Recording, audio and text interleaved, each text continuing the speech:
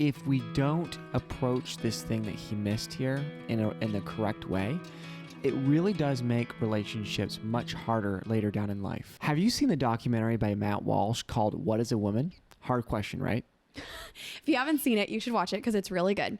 Matt Walsh says something in the documentary, though, that we couldn't disagree with more, and we're going to share that with you today.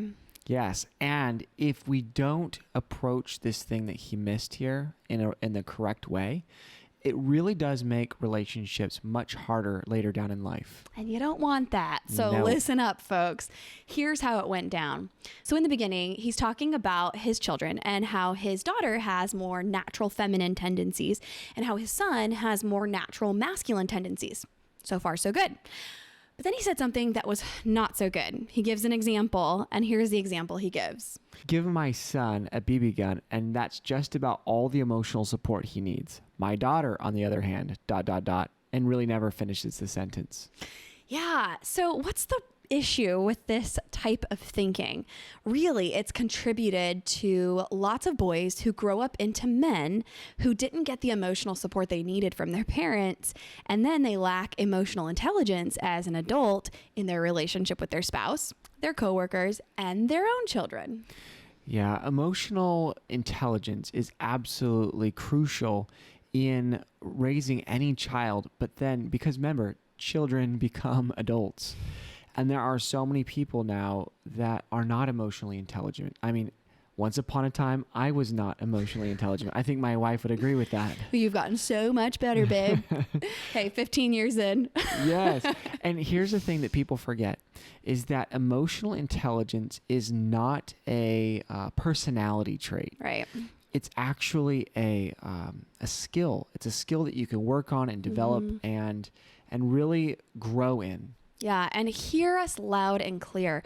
Your sons and your daughters need emotional support from you, and the amount of emotional support that they need is not a deciding factor for gender or sex.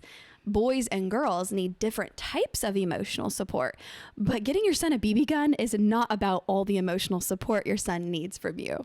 Yeah, I actually was working with a client recently that said something along the lines of, my wife is full of emotions while, I don't have any, And I kind of looked at him. I said, really?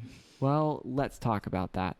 And I began to explain that men and women both have emotions. Yeah. It's just that I think men have been taught throughout time, and probably because of our American individualistic autonomous way, that, men are, just tough, just put it away. Men don't cry. Men don't, feel emotions. But the problem is when we shut out painful emotions, we also shut out good emotions. So what you end up with is a man that has very little emotions that he knows how to show and feels uncomfortable showing. And just a qualifier there's no good or bad emotions, but there are behaviors that can come from our emotions that are positive or negative. But any emotion that you experience is not categorically good or bad. And yes, when you put, you can't put half a heart in a freezer, we like to say. So when you put those painful or negative emotions in a freezer and then you think that you're not going to, make all the other parts of you that want to experience the joys of life and the happiness, the excitement and the thrill and the intimacy, the connection, the vulnerability. And you think you're going to be able to experience those things still? Think again. It's going to be pretty blunted if you've put that other part of your heart in the freezer, because all your heart is probably getting pretty frozen. And here's the deal. This is why it can affect negatively your relationships if you don't develop this part. If you can't understand the emotions that are happening within you, so if you can't identify that you're feeling down or sad or angry or upset or melancholy or just there's gazillions of different emotions, right? If you can't identify those things within you, you're not going to regulate them very well. Remember, I think Dan Siegel said, name it to tame it. What you really want to do is be able to name what emotion you're feeling. And once you have a grip or an understanding of what that emotion means to you and is, you can start to channel it and take action on it. But if you have an emotion and you really don't know where it's coming from or what's happening, and that's kind of scary, and a lot of men actually run from it. So they go to numbing activities. So if you find yourself feeling hard emotions and you're either going to gaming, let's say, or just going out of the house, or some people go to an addiction. By the way, almost all the men that I work with around addiction, especially pornography, have a difficulty expressing and understanding emotions. Yeah. So there would be low EQ. So central to helping a man out of addiction would be helping him gain more EQ so that he can start to see before he acts out that, oh, I'm feeling stressed, or, oh, I'm feeling overwhelmed right now. Yeah. So understanding yourself is absolutely core and essential to understanding other. That's why if I can't understand myself well in a relationship, I'm going to have a very difficult time understanding my spouse, and it's going to feel threatening when my spouse is feeling overwhelmed. Yeah. It's a really good summary. If the term EQ turns you off because you've heard various, professionals or experts say that EQ is not a real thing, then just take the term EQ out of this and go with the summary that Adam just gave. It's awareness of self and awareness of others, and it's management of self and management of others. And that is crucial to healthy relationships, whether it's with your spouse, with coworkers, with friends, in ministry, and in parenting. So our aim here in this video, guys, is to give you an encouragement as a parent to provide emotional support to your children, boys and girls alike, and to give you, men and women, permission to ask for emotional support from your spouse. First of all, men, recognize that you need emotional support, and then be ready to ask for it. And you might be wondering, well, what would that even look like? Be vulnerable and say, hey, I don't even know what this might look like, but I'm feeling the need for some emotional support. Can you help me out? Your wife might, not always, might have been given more tools because of the culture that we grow up in. Not everyone, but a lot of us, but might have been given more tools in that emotional support arena. And she might be able to help you out with the kind of emotional support you need. You might need a listening ear. You might need some empathy. You might need to identify some of your emotions and then figure out, how do I communicate these emotions to this person that I'm working through this with? To develop this emotional awareness, it's simple, but it's not easy. It's simple because learning how to sit with hard emotions is simply that.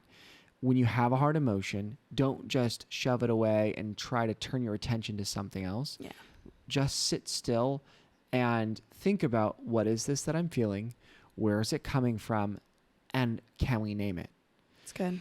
And try to do it accurately. It's not good or bad. It's just try to name it what it is. Is it feeling a little bit disappointed? Yeah. If you could put that word on it, okay, good. That feels right. That feels good. This is what disappointment feels like, and I don't have to run from this. It's okay to be disappointed. And you talk yourself through that. And then you'll be able to share that with your wife or your friend or your significant other. And that would really help you in starting to gain awareness. And as you start gaining awareness and see yourself truly, you'll be able to start spotting it in others and not be afraid when they're expressing their emotion, and be able to walk them through hard emotions. So, and I think one of my theories is the reason why men try to fix it. Remember how women express hard emotions and men try to fix it? I think it's because it's not because that's our nature just to want to fix it. I think it's because that's the American nature. Yeah. Because we don't know how to stay with a hard emotion. Yeah, because we don't see that pervasively across the globe. Right. Like, other cultures have a variety of approaches to conflict resolution or empathy or dialogue around tough emotions. It just depends on the type of culture you grew up in. Yes. I was smiling when you were talking about disappointment, because just today I was having a conversation with our 3-year-old son. He's almost 4, but he's pretty emotionally intelligent compared to his peers. And he was sad, and he was telling me about how sad he was. And he said, "Mommy, look at my face. This is my sad face." And I said, "Yeah, you do look sad." And I was driving, so I was kind of like looking back at a stoplight and then looking forward. And he goes, "Mommy, can I see your face?" And so when it was safe, just to put you all at rest. When it was safe, I looked back and I was just my like straight face. I wasn't making any faces or being dramatic. And he goes, Mommy, you don't look sad. And I said, well, Forrest, I guess I'm not actually sad about this. I said, I'm actually disappointed. And he goes, yeah, you're disappointed because, and he gives me the whole reason why I'm disappointed. Like, he totally made sense of the difference between disappointment and sadness. I was like, yes, go son. I mean, what we were talking about, I was not like, go son, because it was some stuff that was going on with his choices. But I was really grateful that he was aware of what was going on with his own emotions, that it was different than my emotions, that I control my own emotions, he controls his own emotions, and that we can respond to stimuli differently. So I was just really grateful that he demonstrated that today. Yes. And if your parents take that example, that is training your children in emotions. It's not stop crying. It's, this is what you're feeling. Let me disciple you in what you're feeling right now. Yeah. That's what I think men and little girls, or boys and little girls, need. Yes, absolutely. And this is something we address in having the talks. You might already have the deck, but regardless of whether or not you have the deck, we encourage you to get on that list where we share an answer to a question in having the talks each week. We'll put that in the show notes. And it's just a weekly email on Fridays, almost weekly, because, working on some consistency there. But you get an email that just says, hey, if you have younger children, here's what you might say to them about tough emotions like disappointment. Here's what you might say to them about, if you're an older child, here's how you might phrase it differently. And we talk about sex, sexuality, identity, tough emotions, all the things. By parents, for parents.